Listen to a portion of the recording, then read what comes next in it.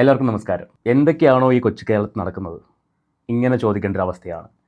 ഒരു സൈഡിൽ അമ്മ അസോസിയേഷൻ, ഒരു സൈഡിൽ ഇൻസ്റ്റാഗ്രാം വ്ളോഗറായ ഹക്കീമിൻ്റെ അറസ്റ്റ്, ഒരു സൈഡിൽ രേഷ്മ പി തങ്കച്ചൻ. ഇങ്ങനെ സോഷ്യൽ മീഡിയ നിറയെ കോലാഹലങ്ങളാണ്. ഇന്ന് ഞാൻ സംസാരിക്കാൻ വന്നത് അമ്മ അസോസിയേഷനിലുള്ള പ്രശ്നങ്ങളിൽ ഒരു ഭാഗമാണ്. എല്ലാവർക്കൊന്നും ഈ വിഷയം താല്പര്യം ഉണ്ടാവില്ല, പക്ഷേ ചില കാര്യങ്ങൾ പറയാതിരിക്കാൻ പറ്റത്തില്ല. അതുകൊണ്ട് മാത്രമാണ് ഈ ഒരു വീഡിയോ ചെയ്യുന്നത്. ഇന്നലെ ആയിരുന്നു അമ്മ അസോസിയേഷനിലുള്ള 4 മെമ്പേഴ്സ്, അതായത് അൻസിബ ഹസൻ, ഉഷ ഹസീന, മായ വിശ്വനാഥ്, മാല പാർവതി, ഈ 4 പേരും ഒരു പത്രസമ്മേളനം വിളിച്ചിട്ടുണ്ടായിരുന്നു. അസോസിയേഷൻ്റെ ജനറൽ ബോഡി മീറ്റിങ്ങിൽ നടന്ന കാര്യങ്ങൾ, അവിടെ സംഭവിച്ച സംഭവ വികാസങ്ങളൊക്കെ അവർ ആ പ്രസ് മീറ്റിൽ കൂടി സംസാരിക്കേണ്ടായി. അപ്പോൾ ഇതുവരെയും പ്രശ്നമല്ലാത്തവർക്ക് ഈ പ്രസ് മീറ്റ് വിളിച്ചു ചേർത്തപ്പോൾ ചില പ്രശ്നങ്ങളുണ്ടായി. അതാണ് നമുക്കിന്ന് സംസാരിക്കാനുള്ളത്. മറ്റാരെക്കുറിച്ചല്ല ഞാൻ പറയുന്നത്, യമുന റാണി. കുറച്ച് ദിവസങ്ങൾക്ക് മുമ്പ് ഇവരുടെ ഒരു ഇൻ്റർവ്യൂ വന്നിട്ടുണ്ടായിരുന്നു. ആ ഇൻ്റർവ്യൂവിനകത്ത് വളരെ കാര്യഗൗരവമായിട്ട് ഇവർ ആ ജനറൽ ബോഡി നടന്ന പല കാര്യങ്ങളും സംസാരിക്കേണ്ടായി. അവിടെ വെച്ച് ഇവർ ഒച്ചപ്പാടുണ്ടാക്കി എന്നൊക്കെ പറഞ്ഞ് അത് പുറത്ത് അറിഞ്ഞ് അങ്ങനെ ഉള്ള വിഷയങ്ങളൊക്കെ യമുന റാണി സംസാരിച്ചു. പക്ഷേ ഈ വിഷയം തുടങ്ങിയ സമയത്തോ അല്ലെങ്കിൽ ഈ വിഷയം ഇങ്ങനെ കൊടുമ്പിരിക്കൊണ്ട് നിൽക്കുന്ന സമയത്തോ ഒന്നും യമുന റാണി ചേച്ചി എവിടെയും കണ്ടില്ല. ഇന്നലെ പ്രസ് മീറ്റ് കഴിഞ്ഞതിന് ശേഷം ചേച്ചി ഒരു ഫേസ്ബുക്ക് പോസ്റ്റും അതുപോലെ തന്നെ ഒരു ഇൻസ്റ്റഗ്രാം വീഡിയോയും ചെയ്തിട്ടുണ്ടായിരുന്നു. ഞാൻ ആ ഫേസ്ബുക്ക് പോസ്റ്റ് അതിന് വായിക്കാം. അമ്മ എന്ന സംഘടനയുടെ ആഭ്യന്തര കാര്യങ്ങൾ പൊതുസമൂഹത്തിൽ പരസ്യമായി ചർച്ച ചെയ്തവരെ സംഘടനയിൽ നിന്ന് പുറത്താക്കിയ ചരിത്രമാണ് അമ്മയ്ക്കുള്ളത്. എന്നാൽ ഇന്ന് അമ്മയ്ക്ക് പൊതുസമൂഹത്തിന്റെ മുന്നിൽ മോശം പ്രതിച്ഛായ സൃഷ്ടിച്ചവർക്കെതിരെ എന്തുകൊണ്ടാണ് അതേ നിലപാട് സ്വീകരിക്കാത്തത് എന്ന ചോദ്യം സ്വാഭാവികമായി ഉയരുന്നു. നിലവിലെ ഭരണസമിതി അഴിമതി നടത്തിയെന്ന് ആരോപിക്കുന്നവർ ഭരണസമിതി ആവശ്യപ്പെടുന്നത് പോലെ അവരുടെ സത്യസന്ധത തെളിയിക്കാനുള്ള അവസരവും അല്പസമയവും നൽകിക്കൂടെ?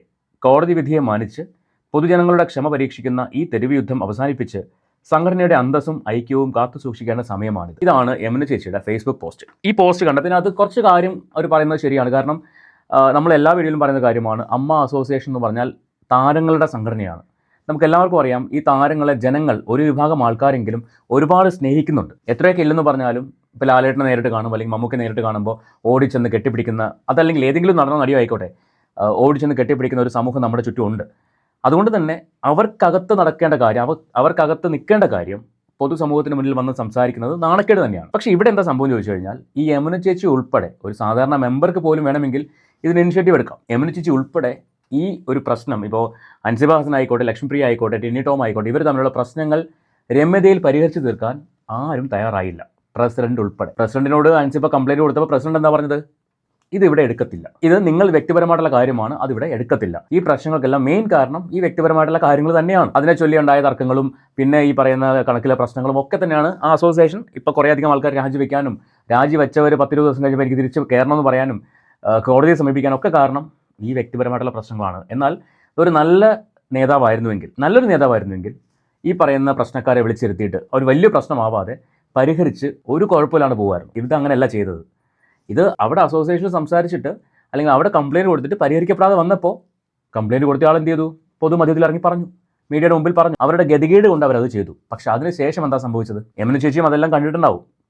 അതിനുശേഷം സംഭവിച്ചത്, ഒരു ഇൻ്റർവ്യൂവിൽ ആ വ്യക്തിയുടെ സ്വഭാവത്തെയും ആ വ്യക്തിയുടെ പെരുമാറ്റത്തെയും ആ വ്യക്തിയെ വ്യക്തിപരമായിട്ട് അധിക്ഷേപിക്കുക ചെയ്തു. അവരുടെ റൂമിനകത്ത് ഒരാൾ കയറി പോകുന്ന കണ്ടു, പിന്നെന്താ എന്തൊക്കെ ആരോപണങ്ങൾ, അവരെ ജിഹാദിയാക്കി, അവരെ തീവ്രവാദിയാക്കി, അങ്ങനെ പല രീതിയിലുള്ള ആരോപണങ്ങൾ ആ വ്യക്തിക്ക് നേരെ ഉന്നയിച്ചു. അപ്പോഴൊന്നും യമുന ചേച്ചിക്ക് നാവില്ലായിരുന്നോ? അങ്ങനെ ചെയ്യാൻ പാടില്ല, നിങ്ങൾ ഉള്ളിൽ പറഞ്ഞ് പരിഹരിക്കൂ എന്ന് പറയുന്ന അപ്പോഴൊന്നും നാവില്ലായിരുന്നോ? അല്ല, ഒരു പൊതുജനം എന്ന നിലയിൽ അറിയാത്തോണ്ട് ചോദിക്കുകയാണ്. ഇത് പൊതുമധ്യത്തിൽ വന്നതുകൊണ്ട് അറിയാത്തൊരു കാര്യം ചോദിക്കുകയാണ്. അപ്പോഴേക്കെന്താ ഉറങ്ങി കിടക്കുമായിരുന്നോ? നിങ്ങളുടെ പ്രസിഡന്റ് ഉറങ്ങി കിടന്ന പോലെ നിങ്ങൾ ഉറങ്ങി കിടന്നോ? പ്രസിഡന്റ് രാജിവെക്കുന്നു എന്ന് പറഞ്ഞ് പൊതുമധ്യത്തിൽ മീഡിയയുടെ മുമ്പിൽ പറഞ്ഞിട്ട് പോയിട്ട് 20 ദിവസം കഴിയുമ്പോൾ പറയാണ്, ഞാൻ രാജിവെച്ചിട്ടില്ല, ഞാൻ തിരിച്ചു വരുന്നു, എനിക്ക് എൻ്റെ സത്യസന്ധത തെളിയിക്കണം. അതൊക്കെ വെറും ബാലിശമായിട്ടുള്ള കാര്യങ്ങളാണ്. ഇനി യമുന ചേച്ചിയുടെ ഒരു ഇൻസ്റ്റാഗ്രാം പോസ്റ്റ്, ഒരു വീഡിയോ, നമുക്ക് അതൊന്ന് കണ്ടേക്കാം. എല്ലാവർക്കും നമസ്കാരം. ഇന്ന് രാവിലെ ഒരു കോമഡി ഷോ കണ്ടുകൊണ്ടാണ് എൻ്റെ സുപ്രഭാതം ആരംഭിച്ചത്. അതിൻ്റെ ബാക്ക്ഗ്രൗണ്ട് എന്താണെന്ന് ഞാൻ പറയാം. 2 ഉറ്റ സുഹൃത്തുക്കൾ തമ്മിലുള്ള പടലപ്പിണക്കം, ഒരു ചെറിയ തീപ്പൊരി, ഒരു ഫോൺ കോളിലൂടെയോ ഒരുമിച്ചിരുന്ന് കോഫി കുടിക്കുന്നതിലൂടെയോ തീരാവുന്ന ഒരു വിഷയം. ആ ചെറിയ തീപ്പൊരിയെ ചിലരെല്ലാം കൂടി എടുത്ത് അമ്മ എന്ന മഹാസംഘടനയുടെ നടുക്കുകൊണ്ടെന്നങ്ങ് വെച്ചു. ഇത് വയ്ക്കാതെ അല്ലെങ്കിൽ വച്ചപ്പോൾ ചേച്ചി ഒരു മെമ്പറാണ് അവിടെ, അല്ലേ? ഒരു ചെറിയ തീപ്പൊരി എന്നാണ് പറഞ്ഞത്. പക്ഷേ ഒരു പെൺകുട്ടിയുടെ സ്വഭാവത്തെയാണ് പൊതുമധ്യത്തിൽ ഇട്ട് ചവിട്ടി തേക്കാൻ നോക്കിയത്. ഒരു കുക്ക്ഡപ്പ് സ്റ്റോറി ഉണ്ടാക്കി, അല്ലേ? അപ്പോൾ നിങ്ങളുടെ നാവ് എവിടെ പോയിരുന്നു? നിങ്ങളും ഒരു സ്ത്രീയാണ്. അപ്പോൾ അങ്ങനെ ചെയ്തപ്പോൾ നിങ്ങൾക്ക് ആ വ്യക്തിയെ വിളിച്ച് ലക്ഷ്മിപ്രിയയെ വിളിച്ചിട്ട് പറയാൻ പറ്റില്ലേ, ലക്ഷ്മിപ്രിയ ചെയ്തത് ശരിയായില്ല, ആ പറഞ്ഞ സ്റ്റേറ്റ്മെൻറ്റ് നല്ലതല്ല, അതൊരിക്കലും പറയാൻ പാടില്ല. നിങ്ങൾക്ക് അവരോട് വൈരാഗ്യം ഉണ്ടെങ്കിൽ അത് സംഘടനാപരമായിട്ട് തീർക്കണം. രണ്ട് പ്രായപൂർത്തിയായ ആൾക്കാർ ഒരു റൂമിൽ താമസിക്കുക എന്ന് പറയുന്നത് തെറ്റായ കാര്യമായിട്ട് സൊസൈറ്റി കാണില്ല. അപ്പോൾ അതൊരു മീഡിയയിൽ വന്നിരുന്ന് സംസാരിച്ചപ്പോൾ ചേച്ചിക്ക് പറയാൻ പാടില്ലായിരുന്നോ, ഇത് സംസാരിക്കാൻ പാടില്ല, നിങ്ങൾ ചെയ്യരുത് എന്ന് പറയാൻ പാടില്ലായിരുന്നോ? ആ പെൺകുട്ടിയുടെ ജിഹാദി എന്ന് വിളിച്ചപ്പോൾ നിങ്ങൾക്ക് വിലക്കാൻ പാടില്ലായിരുന്നോ? അതൊന്നും ചെയ്യാതെ അവർക്ക് നീതി കിട്ടാൻ വേണ്ടി അവർ മീഡിയയുടെ മുമ്പിൽ വന്ന് അവസാനം സംസാരിക്കേണ്ടി വന്നു. ഇപ്പോഴാണ് നിങ്ങൾക്ക് തമാശയായിട്ട് തോന്നിയത്? നിങ്ങൾക്ക് തമാശയായിരിക്കും, പക്ഷെ അവരവരുടെ ലൈഫ് വെച്ച് കളിക്കുന്നത് നിങ്ങൾക്ക് തമാശയായിരിക്കും. കാരണം നിങ്ങൾ നോക്കുമ്പോൾ എന്താണ്, കുറച്ച് സ്ത്രീകൾ അങ്ങോട്ട് നടന്ന് അടിയുണ്ടാക്കുന്നു, പക്ഷേ അവിടെ ആ ഒരു വ്യക്തിയുടെ സ്വഭാവ ഹത്യയാണ് നടന്നുകൊണ്ടിരിക്കുന്നത്. ചേച്ചിക്ക് നേരെ ഒരാളെ നോക്കിയിട്ട് നിങ്ങൾ തീവ്രവാദിയാണെന്ന് പറഞ്ഞാൽ നിങ്ങൾക്ക് സഹിക്കാൻ പറ്റുമോ? അല്ലെങ്കിൽ നിങ്ങൾ വേറെ ബന്ധത്തിലൂടെ പോകുന്ന ഒരാളാണെന്ന് പറഞ്ഞാൽ സഹിക്കാൻ പറ്റുമോ? അപ്പോൾ അവനവന് വരണം, അല്ലേ? അവനവന് വരുമ്പോഴാണ് ആ വേദന മനസ്സിലാവുന്നത്. ഇവിടെ ആ കുട്ടിക്ക് ആ വേദന മനസ്സിലായതുകൊണ്ടാണ് അവൾ അതിന് വേണ്ടി പൊരുതുന്നത്, അതിന് അവർക്ക് നീതി കിട്ടാൻ വേണ്ടി അവൾ പൊരുതുന്നത്. അതൊരു പക്ഷെ മനസ്സിലാവണമെങ്കിൽ അവരുടെ ഭാഗത്തും കൂടെ ചിന്തിക്കണം. ബാക്കിയേക്കാം. ആ ചെറിയ തീപ്പൊരിയെ വലിയ തീയാക്കി മാറ്റി ഒരു ഭരണസമിതിയെ മുഴുവൻ താഴെ ഇറക്കാൻ സാധിച്ചു. ഈ കണ്ണടച്ചിരുട്ടാക്കല്ലേ യമന ചേച്ചി? പുറത്ത് വന്ന റിപ്പോർട്ട് പ്രകാരം ഭരണസമിതി താഴെ ഇറങ്ങിയത് എന്തുകൊണ്ടാണ്? കണക്ക് പ്രോപ്പറായിട്ട് അവതരിപ്പിക്കാത്തതുകൊണ്ടാണ്. ആണോ അല്ലയോ? ട്രഷറർ ഉണ്ടായിരുന്നു, ട്രഷറർ എവിടെ ഇപ്പോൾ? അത് അംഗങ്ങളുടെ കുഴപ്പമാണോ? ഈ പറയുന്ന അൻസിബയുടെ കുഴപ്പമാണോ ട്രഷറർ മുങ്ങിയത് കണക്ക് അവതരിപ്പിക്കാതെ? അപ്പോൾ കണക്ക് അവതരിപ്പിക്കാൻ പറ്റാത്തത് കൊണ്ടാണ് ഭരണസമിതി താഴെ ഇറങ്ങേണ്ടി വന്നത്. ഇനി ആരും അവരോട് രാജിവെച്ച് പോകാൻ പറഞ്ഞില്ല. അവർ സ്വമേധയാ ഞാൻ രാജിവെക്കുന്നു എന്ന് പറഞ്ഞിട്ട് ഷോ കാണിച്ചതാണ്, അല്ലേ? മീഡിയയുടെ മുമ്പിൽ വന്നിട്ട് ഞാനും എൻ്റെ കമ്മിറ്റിയും രാജിവെക്കുന്നു. എന്നിട്ട് എന്തേ 20 ദിവസം കഴിഞ്ഞിട്ട് ഞാൻ രാജിവെച്ചിട്ടില്ല എന്ന് പറഞ്ഞിട്ട് വരുന്നത്? എന്തിനു വേണ്ടിയായിരുന്നു? അപ്പോൾ കണ്ണടച്ചിരുട്ടാക്കരുത്. നിങ്ങൾ ആർക്കെങ്കിലും വേണ്ടിയാണ് സംസാരിക്കുന്നതെങ്കിൽ അത് കേട്ടോണ്ടിരിക്കാൻ ജനങ്ങൾ മണ്ടരല്ല. ഓക്കെ, ഒരുപക്ഷെ നിങ്ങൾക്ക് ഇപ്പോൾ നിങ്ങൾ ആർക്ക് വേണ്ടിയാണോ സംസാരിക്കുന്നത് അവർ വലിയ ആൾക്കാരായിരിക്കും. പക്ഷേ ഒരു വിഭാഗം ആൾക്കാർക്ക്, ആ അസോസിയേഷനിലുള്ള ഒരു വിഭാഗം ആൾക്കാർക്ക് അവർ ചെയ്തത് തെറ്റ് തന്നെയാണ്. ജനറൽ ബോഡിയിൽ കണക്ക് അവതരിപ്പിക്കേണ്ടത് അവരുടെ റെസ്പോൺസിബിലിറ്റിയാണ്. അതെന്തുകൊണ്ട് അവതരിപ്പിച്ചില്ല? അതിനെന്താ മറുവാദം? മുൻപത്തെ കമ്മിറ്റിയിലുള്ള ആൾക്കാർ കണക്കിൽ കള്ളത്തരം കാണിച്ചു, അത് ഞാൻ കണ്ടുപിടിച്ചതിന്റെ പേരിലുള്ള വൈരാഗ്യമാണ്. തെളിവ് എവിടെ? ആ തെളിവില്ലാണ്ട് ചുമ്മാ ആരോപിച്ചിട്ട് കാര്യമുണ്ടോ? ആ തെളിവ് വെക്കാനുള്ള വേദിയായിരുന്നു നിങ്ങൾക്ക് ജനറൽ ബോഡി. ഇന്നലെ എന്താ അവർ സംസാരിച്ച പത്രസമ്മേളനത്തിൽ? കണക്ക് ചോദിച്ചപ്പോൾ ഇട്ടെറിഞ്ഞിട്ട് പോയി. ഇതല്ലേ സംസാരിക്കുന്നത്, അല്ലേ? ആ ചേച്ചി ആർക്ക് വേണ്ടിയായി സംസാരിച്ചത്? അംഗങ്ങൾക്ക് വേണ്ടിയാണോ അതോ നിങ്ങളുടെ പ്രസിഡന്റിന് വേണ്ടിയാണോ? ബാക്കി പക്ഷെ എനിക്കിപ്പോ ഇതൊന്നുമല്ല കോമഡി ആയിട്ട് തോന്നിയത്. അതിന്റെ ഊർജത്തിലാവണം ഇന്നിപ്പോ നമ്മുടെ കേരള സർക്കാരിനെയും ആഭ്യന്തരമന്ത്രിയെ, നമ്മുടെ പോലീസ് വിഭാഗത്തെ മുഴുവൻ പത്രസമ്മേളനത്തിലൂടെ വെല്ലുവിളിച്ചിരിക്കുകയാണ്. അവരവരുടെ പണി പ്രോപ്പറായിട്ട് ചെയ്തില്ലെങ്കിൽ വെല്ലുവിളിക്കുക തന്നെ ചെയ്യും. അതിനുള്ള റൈറ്റ് പൊതുസമൂഹത്തിനുണ്ട്, ഒരു വ്യക്തിക്കുണ്ട്, ഒരു പൗരനുണ്ട്. അതാണ് അൻസിബ ചെയ്തത്. അൻസിബ എന്താ പറഞ്ഞത്? അവർ കൊടുത്ത കംപ്ലൈന്റിന്മേൽ FIR ഇടാൻ തയ്യാറായില്ല. അവർ ആഭ്യന്തരമന്ത്രിയെ വിളിച്ചു.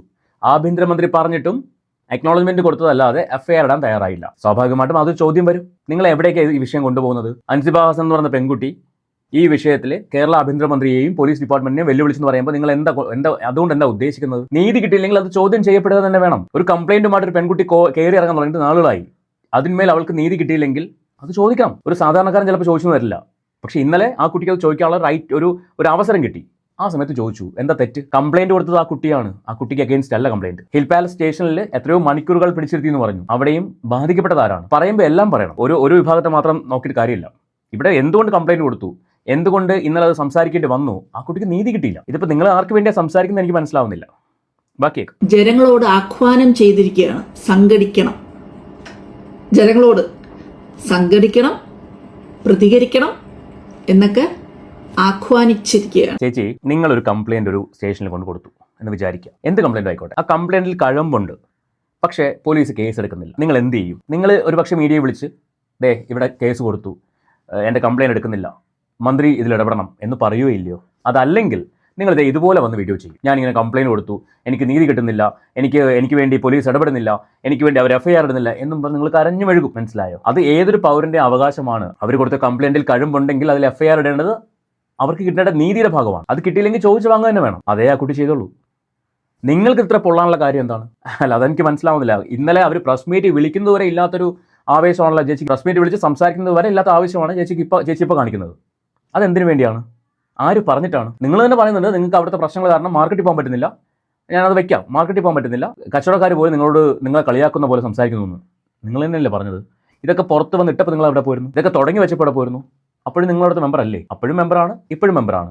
അപ്പോഴൊന്നും ഇല്ലാത്ത ഒരു ആവേശം ഇപ്പോൾ എവിടെ നിന്ന് വരുന്നു? ഞങ്ങളും കഴിക്കുന്ന അരിയാഹാരമാണ്, ഞങ്ങൾക്ക് മനസ്സിലാവും. ബാക്കി എന്തായി നടക്കുന്നത്? ഈ കേരളത്തിൽ എന്തൊക്കെയായി നടക്കുന്നത്? ഇങ്ങനെ പോയാൽ ജനങ്ങൾ സംഘടിക്കും, അത് ഉറപ്പാണ്. ഈ ചക്ലാത്തി പോരാട്ടം ഇനി വേണ്ട. കയ്യിലിരിക്കുന്ന കാശ് കൊടുത്ത് തിയേറ്ററിൽ പോയി സിനിമ കാണണ്ട എന്ന് ജനങ്ങളങ്ങ് തീരുമാനിക്കും. അതോടെ ഇതെല്ലാം അവസാനിക്കും. തിയേറ്ററിൽ പോയി ജനങ്ങൾ കാണാത്ത ഒരു മലയാള സിനിമയുടെ കാലഘട്ടം ഉണ്ടായിരുന്നു എന്നുള്ളത് നമ്മൾ ആരും മറക്കരുത്. അതുകൊണ്ട് ഇതെല്ലാം ഇവിടം കൊണ്ട് അവസാനിപ്പിക്കുന്നതല്ലേ നമുക്ക് എല്ലാവർക്കും നല്ലത്. ബുദ്ധിയും വിവേകവും ഉള്ളവർ അതല്ലേ ചെയ്യേണ്ടത്. ചേച്ചിക്ക് ഇപ്പോഴാണോ ബുദ്ധി ഉദിച്ചത്? ഈ പ്രശ്നം ഇത്രയും രൂക്ഷമായപ്പോഴാണോ ബുദ്ധി ഉദിച്ചത്? ഇത് തുടങ്ങിയപ്പോൾ ബുദ്ധി എവിടെ പോയിരുന്നു? മരവിച്ചിരിക്കുമായിരുന്നോ? അന്നേരം എവിടെ പോയിരുന്നു ബുദ്ധി? ഈ പറയുന്ന പെൺകുട്ടീനെ ജിഹാദി എന്ന് വിളിച്ചപ്പോൾ നിങ്ങളുടെ ബുദ്ധി എവിടെ പോയിരുന്നു? തീവ്രവാദി എന്ന് വിളിച്ചപ്പോൾ നിങ്ങളുടെ ബുദ്ധി എവിടെ പോയിരുന്നു? ഇപ്പോഴാണ് നിങ്ങൾക്ക് ബുദ്ധി ഉദിച്ചത്? ഇതൊക്കെ വലിയ പ്രശ്നമായി ജനങ്ങൾ സംസാരിച്ചു തുടങ്ങിയപ്പോഴാണ് നിങ്ങൾക്ക് ബുദ്ധി ഉദിച്ചത്. അപ്പോൾ ആരാൻ്റെ അമ്മയ്ക്ക് ഭ്രാന്ത് വന്നാൽ കാണാൻ നല്ല ചേർന്ന് പറഞ്ഞ പോലെ ഇത് വേറൊരാൾക്കാണല്ലോ, നമുക്കല്ലല്ലോ. അപ്പോൾ നമ്മളോട് ചോദ്യം വന്നപ്പോൾ നമുക്ക് ബുദ്ധി ഉദിച്ചു അല്ലേ? ഇനി ചേച്ചി ഈ അമ്മയുടെ ജനറൽ ബോഡിയിൽ ഒരു ഭയങ്കര ആക്രോശം നടത്തിയിട്ടുണ്ടായിരുന്നു. നമുക്ക് അതൊന്ന് കേൾക്കാം. ഇന്ന് അമ്മ എന്ന സംഘടന ചീഞ്ഞറിഞ്ഞു നിൽക്കുകയാണ്. ഇതിന്റെ കാരണം ഈ സംഘടനയ്ക്ക് പുറത്തുള്ള ഒരാൾ പോലുമല്ല എന്നുള്ളത് ദയനീയമായ ഒരു സത്യമാണ്. വ്യക്തിഗതമായ പ്രശ്നമാണ് സംഘടനയുടെ പ്രശ്നമായിട്ട് ഈ ഭരണം വെച്ചിരിക്കുന്നു. രാവിലെ എന്റെ 2 മക്കളെ സ്കൂളിൽ കൊണ്ടുവിട്ടിട്ട് മാർക്കറ്റിൽ വന്ന് മീനും മരക്കറിയും വിലപേശി മേടിച്ച് കുടുംബം നോക്കുന്ന സാധാരണ സ്ത്രീയാണ് ഞാൻ. ആ മാർക്കറ്റിൽ ചെന്ന് നിന്നപ്പോ മാർക്കറ്റിലുള്ളവർ എന്നോട് പറഞ്ഞ സ്റ്റേറ്റ്മെന്റ് എന്താണ്? ഇവിടെ ഞാൻ ചേച്ചി പറഞ്ഞത് മാർക്കറ്റിൽ പോയപ്പോൾ മാർക്കറ്റിലുള്ളവർ പറയുന്നത് കേട്ടിട്ട് അതിവിടെ പറയാൻ പറ്റാത്ത കാര്യങ്ങളാണെന്നാണ് പറയുന്നത്. ഇതൊക്കെ കേട്ട സമയത്ത് ഒന്നും പ്രതികരിക്കാൻ വയ്യായിരുന്നോ? പ്രതികരിച്ചു ജനറൽ ബോഡിയിൽ. എന്തേ? നിങ്ങളുടെ പ്രസിഡന്റിനെ വിളിച്ചിട്ട് പ്രസിഡന്റ് ഇത് ശരിയുള്ള കാര്യമല്ല, പ്രസിഡന്റ് അവരെ വിളിച്ചിരുത്തി സംസാരിച്ചതിൽ പരിഹാരം ഉണ്ടാക്കണം എന്ന് പറയാൻ ചേച്ചിക്ക് പറ്റിയില്ലേ? അല്ലെങ്കിൽ നിങ്ങളുടെ സെക്രട്ടറിയെ വിളിച്ചിട്ട് സെക്രട്ടറി ഇതൊന്ന് പരിഹരിക്കണം എന്ന് പറയാൻ പറ്റിയില്ലേ? അന്നൊന്നും അനക്കമില്ലായിരുന്നോ? അന്നൊന്നും അനങ്ങാൻ വയ്യ. ഇപ്പോൾ ആ ബാധിക്കപ്പെട്ടവർ പത്രസമ്മേളനം വിളിച്ചപ്പോഴാണ് ചേച്ചിക്ക് അങ്ങോട്ട് ബോധം വന്നത് ഇതൊന്നും ചെയ്യാൻ പാടില്ലാത്ത കാര്യമാണെന്നുള്ളത്. ഇനി ചേച്ചി ഒരു ഇന്റർവ്യൂ കൊടുത്തിട്ടുണ്ട്. ആ ഇന്റർവ്യൂവിൽ പറയുന്ന ഒരു കാര്യം, ഇതേ മാർക്കറ്റിലെ വിഷയം അവിടെ പറയുന്നുണ്ട്. നമുക്ക് അതൊന്ന് കേട്ട് നോക്കാം.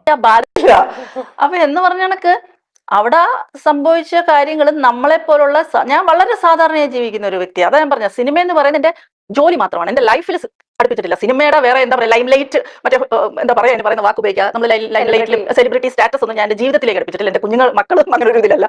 ഞങ്ങളൊരു ജീവിത രീതി വേറെയാണ്. പക്ഷെ നമ്മുടെ ജോലി ഇതാണ്. അപ്പം ജോലി ചെയ്യുക, കുടുംബം നോക്കുക, ഈ ഒരു രീതി പോകുന്ന ആൾക്കാർ. അപ്പൊ നമ്മുടെ സൊസൈറ്റിയിൽ ഒരുപാട് താഴെ എന്താ പറയുക ആൾക്കാരുമായിട്ട് സൊസൈറ്റിയിലുള്ള സമൂഹത്തിൽ ചുറ്റുമുള്ള എല്ലാ ആളുകളുമായിട്ട് മിങ്കിൾ ചെയ്ത് ജീവിക്കുന്ന ഒരാളാണ്. എന്നെ സംബന്ധിച്ച് രാവിലെ ഞാൻ മക്കളെ കൊണ്ട് സ്കൂളിൽ വിട്ടിട്ട് ആ വഴി തന്നെ മാർക്കറ്റിൽ വന്ന് മീനും പച്ചക്കറിയും വാങ്ങിച്ച് അത് മീൻ മേടിക്കുമ്പോൾ സത്യം പറയുമ്പോൾ മീൻ ഭയങ്കര വില കൂടുതലാണ്. ഒരായിലേക്ക് 150 രൂപയൊക്കെ പറയാം. ഞാൻ ഒരു ചെറുതോടെ വയ്ക്കുമോ? സീരിയസ് ആയിട്ട് പറയുന്നത് ഞാൻ ഒരു ചെറുതോടെ വയ്ക്കുമോ? ഇങ്ങനെയൊക്കെ പറഞ്ഞ് അങ്ങനെ ബാർഗെയിൻ ചെയ്ത് സാധനവും മേടിച്ച് വീട്ടിൽ പോയി നമ്മൾ വീട്ടിലെ കാര്യം അങ്ങനെ സാധാരണ ഒരു സ്ത്രീയാണ്. അപ്പൊ നമ്മൾ ഇതിനോട് ഞാൻ യോജിക്കുന്നു. കാരണം ഒരുപാട് ആൾക്കാർ ഇതുപോലെ സാധാരണക്കാരെ പോലെ ജീവിക്കുന്നുണ്ട്. അപ്പോൾ ചേച്ചിയും അങ്ങനെ ജീവിക്കുന്നു എന്ന് അറിഞ്ഞില്ല. കാരണം പല ആൾക്കാർ ഇത് തുറന്ന് പറയാൻ പഠിക്കും. അതിനോട് ഞാൻ യോജിക്കുന്നു. പലരും പറയും ഞാൻ മറ്റേ ഡ്രൈവറെ വിട്ടാണ് മീൻ മേടിക്കുന്നത്, ഡ്രൈവറെ വിട്ടാണ് സാധനം മേടിക്കുന്നത് എന്നൊക്കെ പറയാറുണ്ട്. പക്ഷേ ഇവിടെ അങ്ങനെയല്ല. കുട്ടികളെ കൊണ്ട് സ്കൂളിൽ പോയിട്ട് തിരിച്ചു വരുമ്പോൾ മാർക്കറ്റിൽ കയറുന്നു, മീൻ മേടിക്കുന്നു എന്നാണ് പറയുന്നത്. അതിനോട് ഞാൻ യോജിക്കുന്നു. നല്ല കാര്യമാണ്. തുറന്നു പറയാൻ കാണിച്ചൊരു മനസ്സിന് ഹാറ്റ്സ് ഓഫ്. ഇതിന് ശേഷം പറയുന്ന കാര്യങ്ങൾ ഒന്ന് കേൾക്കാം. അങ്ങനെ ഒരു സ്ഥലത്തൊക്കെ പോയി നിൽക്കുമ്പോൾ അവിടെ അവർ ചോദിക്കുന്ന ചില കാര്യങ്ങളല്ലേ, അവർ പറയുന്ന കാര്യങ്ങളൊക്കെ നമുക്ക് മാനസികമായിട്ട് വളരെ ഹേർട്ട് ആവുന്നുണ്ടായിരുന്നു. അപ്പൊ അതുകൊണ്ടാണ് ഞാൻ അവിടെ സംസാരിക്കണമെന്ന് എനിക്ക് തോന്നിയത്. കാരണം നമുക്കൊക്കെ ഉണ്ടാവുന്ന പ്രശ്നങ്ങൾ ചിലപ്പോൾ വലിയ മുതിർന്ന ആൾക്കാർക്ക് അല്ലെങ്കിൽ ആ ഒരു സെലിബ്രിറ്റി സ്റ്റാറ്റസിൽ നിൽക്കുന്നവർക്ക് ചിലപ്പോൾ മനസ്സിലായെന്ന് വരത്തില്ല ഈ പ്രശ്നങ്ങൾ എത്രത്തോളം നമ്മളെ പോലുള്ളവരെ ബാധിക്കുന്നുണ്ടെന്ന്. അതുകൊണ്ടാണ് സംസാരിച്ചത്. അവിടെയാണ് ഞാൻ ചോദിച്ചത്. അങ്ങനെ ആൾക്കാർ പറയുന്ന ഒരു അഭിപ്രായം അല്ലെങ്കിൽ അവരുടെ കമന്റ്സ് കേട്ടപ്പോൾ നിങ്ങൾക്ക് നിങ്ങളുടെ സംഘടനയുടെ അധികാരപ്പെട്ട ആൾക്കാരെ അറിയിക്കാമായിരുന്നില്ലേ ഇങ്ങനെ പ്രശ്നമുണ്ട്, സോ ഞങ്ങൾക്ക് പുറത്തിറങ്ങി നടക്കാൻ പറ്റുന്നില്ല, അത്രയും നാണക്കേടാണ്, നിങ്ങളത് എങ്ങനെയും പരിഹരിക്കാൻ നോക്കുക, നിങ്ങൾ പ്രശ്നം വഷളാക്കാൻ നോക്കല്ലേ എന്നല്ലേ പറയേണ്ടത്? ശരിക്കും രമേഷ് പിഷാരടി ചെയ്തത് എന്ത് കറക്റ്റ് കാര്യമാണ്. ഈ പ്രശ്നക്കാരെ മുഴുവൻ അദ്ദേഹം കോൺടാക്ട് ചെയ്ത് അവരോട് സംസാരിച്ചു, പ്രശ്നം പരിഹരിക്കാനാണ് ശ്രമിച്ചത്. പക്ഷേ ചില തൽപര കക്ഷികൾ എന്ത് ചെയ്തു? ആ കോൾ റെക്കോർഡ് പുറത്തേക്ക് വിട്ടു. ഓക്കെ, എന്തിനു വേണ്ടി? അവരുടെ ഭാഗം ന്യായീകരിക്കാൻ വേണ്ടി. തന്ത്രപരമായിട്ട് അദ്ദേഹത്തിൻ്റെ വോയിസ് അവർക്ക് അനുകൂലമായ ലെവലിലേക്ക് എന്ത് ചെയ്തു?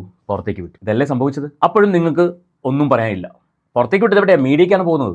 അപ്പോഴും നിങ്ങൾക്കൊന്നും പറയാനില്ല. ഇപ്പോൾ ഇത് ബാധിക്കപ്പെട്ട വ്യക്തി വന്നിട്ട് പത്രസമ്മേളനം വിളിച്ച് പൊതുസമൂഹത്തിൻ്റെ മുന്നിൽ അവർക്ക് ഇന്ന പ്രശ്നങ്ങളുണ്ടായി, അവർക്ക് നീതി കിട്ടുന്നില്ല എന്ന് സങ്കടത്തോടെ പറയുമ്പോൾ അത് നിങ്ങൾക്ക് തമാശ, നിങ്ങൾക്ക് അതൊരു കുട്ടിക്കളി പോലെ അല്ലേ, കുഞ്ഞു തീപ്പൊരി അല്ലേ? ഒട്ടും ശരിയല്ലേ ചേച്ചി, വളരെ മോശമായിപ്പോയി. നിങ്ങളുടെ സഹപ്രവർത്തകയാണ്. നിങ്ങളുടെ സഹപ്രവർത്തകയ്ക്ക് ഒരു ആവശ്യം വരുമ്പോൾ കൂടെ നിൽക്കേണ്ടത് നിങ്ങളാണ് ആണല്ലോ. ഇപ്പം നിങ്ങളുടെ പ്രസിഡന്റ് ഒരുപാട് നല്ല കാര്യങ്ങൾ ചെയ്തു എന്ന് പറയുന്നു, അതിനൊന്നും ആർക്കും ഒരു തർക്കമില്ല. പക്ഷേ ചെയ്യേണ്ട കാര്യങ്ങൾ ചെയ്തില്ല. അസോസിയേഷനിൽ ഒരു പ്രശ്നം വരുമ്പോൾ അത് ഇടപെട്ട് സോൾവ് ചെയ്യേണ്ടത് പ്രസിഡന്റാണ്. മെമ്പേഴ്സ് തമ്മിലായിക്കോട്ടെ, അല്ലെങ്കിൽ അസോസിയേഷൻ അകത്തുള്ള പ്രശ്നമായിക്കോട്ടെ, എന്ത് തന്നെ ആയിക്കോട്ടെ, അത് സോൾവ് ചെയ്യേണ്ടത് പ്രസിഡന്റിന്റെ കടമയാണ്. അത് അവർ ചെയ്യാത്തതാണ് അവരുടെ ഏറ്റവും വലിയ പാളിച്ച. പിന്നെ കണക്കിന്റെ കാര്യം, അത് ട്രഷററുടെ കയ്യിലാണെന്ന് പറയുന്നു. പക്ഷെ അതും നോക്കി കാര്യങ്ങൾ ഹാൻഡിൽ ചെയ്യേണ്ടത് ആരാണ്? പ്രസിഡന്റും സെക്രട്ടറിയും കൂടിയാണ്. അപ്പോൾ അവനവൻ ചെയ്യേണ്ട കാര്യം ചെയ്യാതിരുന്നിട്ട് പിന്നെ പഴി മുഴുവൻ മറ്റുള്ളവർക്കാണ്. അത് നിങ്ങൾ സംസാരിക്കാവുന്ന കാര്യമായിരുന്നില്ല. ഇന്നലത്തെ പത്രസമ്മേളനത്തെക്കുറിച്ച് നിങ്ങൾ സംസാരിക്കാൻ പാടില്ല. അങ്ങനെ സംസാരിക്കുന്നെങ്കിൽ എല്ലാം പറയണമായിരുന്നു. അല്ലാണ്ട് പത്രസമ്മേളനം നടത്തിയത് മാത്രം അത് ബുദ്ധിമോശമാണ്, അത് അങ്ങനെയാണ്, ഇത് ഇങ്ങനെയാണെന്ന് പറഞ്ഞാൽ അതിൽ അർത്ഥമില്ല. ഓക്കെ, പറയുമ്പോൾ എല്ലാം പറയണം. ലക്ഷ്മിപ്രിയ കൊടുത്ത ഇന്റർവ്യൂ തെറ്റാണ്. നിങ്ങൾ ഇന്റർവ്യൂ കൊടുത്തത് അതും തെറ്റാണ്. അതും വിഴുപ്പലക്കലല്ലായിരുന്നോ? നിങ്ങൾ നിങ്ങളുടെ സ്വന്തം കാര്യം പറഞ്ഞതിനോടൊപ്പം തന്നെ അമ്മയുടെ കാര്യവും പറഞ്ഞില്ലേ? അപ്പം നിങ്ങളെയും പുറത്താക്കണ്ടേ? വേണ്ടേ? നിങ്ങൾക്കറിയാവുന്ന കാര്യങ്ങൾ നിങ്ങളും പറഞ്ഞു. എല്ലാവരും ഇത് ചെയ്യുന്നുണ്ട്. ഒന്നും അല്ലാത്ത ഒരാളാണ് എം ചേച്ചി ഞാൻ വിശ്വസിക്കുന്നില്ല. അത്യാവശ്യം അവിടുന്ന് ഇവിടുന്നൊക്കെ കാര്യങ്ങൾ ചേച്ചി അറിഞ്ഞിട്ടുണ്ടാവും. എന്താണ് നടക്കുന്നത്, എന്താണ് നടന്നത് എന്നൊക്കെ ചേച്ചി അറിഞ്ഞിട്ടുണ്ടാവും. അതറിയാതെ എങ്ങനെയാണ് ഇത്രയൊക്കെ സംസാരിക്കാൻ പറ്റുന്നത്? സോഷ്യൽ മീഡിയയിൽ വന്ന് വീഡിയോ ചെയ്യുമ്പോൾ നമ്മൾ നേരത്തെ പറഞ്ഞു വെച്ച കാര്യങ്ങളൊന്നും മറന്നു പോകരുത്. പറയുമ്പോൾ എല്ലാം പറയുകയും വേണം. എനിവേ, ഇത് ഞാൻ നേരത്തെ ഞാൻ കഴിഞ്ഞ വീഡിയോയിലൊക്കെ പറയുന്ന പോലെ ജനങ്ങളെ അങ്ങനെ ഡയറക്റ്റ്ലി ബാധിക്കുന്ന കാര്യമല്ല. എന്നാലും കണ്ട സ്ഥിതിക്ക് പറഞ്ഞെന്ന് മാത്രം. നിങ്ങളുടെ അഭിപ്രായം, നിങ്ങൾക്ക് ഈ സ്റ്റേറ്റ്മെന്റിനോട്, ഇപ്പം എം ചേച്ചി പറഞ്ഞ സ്റ്റേറ്റ്മെന്റിനോട് നിങ്ങൾക്ക് യോജിക്കാൻ പറ്റുന്നുണ്ടോ, അതോ വിയോജിപ്പാണോ എന്നുള്ള കാര്യം തീർച്ചയായിട്ടും കമന്റ് ചെയ്യുക. നമ്മുടെ ചാനൽ ആദ്യമായിട്ട് കാണുന്ന ആരെങ്കിലും ഉണ്ടെങ്കിൽ ഒന്ന് സബ്സ്ക്രൈബ് ചെയ്യുക. ബെല്ലൈക്കൺ ഓൾ ഓപ്ഷൻ എവിടെ വെച്ച് ഹൈപ്പ് ഒക്കെ ഉണ്ടെങ്കിൽ ഒന്ന് കൊടുക്കുക. മറ്റൊരു വീഡിയോയുമായിട്ട് വീണ്ടും കാണാം.